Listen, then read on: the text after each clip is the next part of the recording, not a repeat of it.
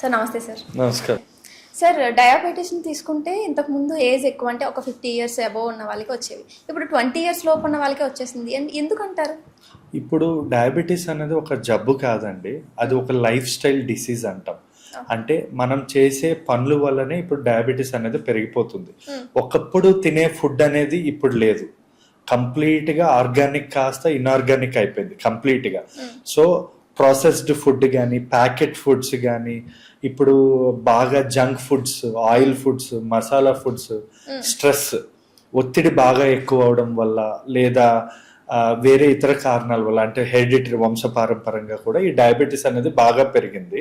So 50 సంవత్సరాల్లో వచ్చేది ఇప్పుడు 25 సంవత్సరాల్లో ఎందుకు వస్తుంది అంటే రీజన్ ఈజ్ మెయిన్గా చెప్పాలి అంటే ఫుడ్ వల్లనే వస్తుంది. 50 సంవత్సరాలు అంటే ఒకప్పుడు 50 సంవత్సరాలకు వచ్చే హార్ట్ అటాక్ ఇప్పుడు 25 సంవత్సరాలకి ఎందుకు వస్తుంది? ఫుడ్. సో మెయిన్ ప్రాబ్లం ఏంటంటే ఫుడ్.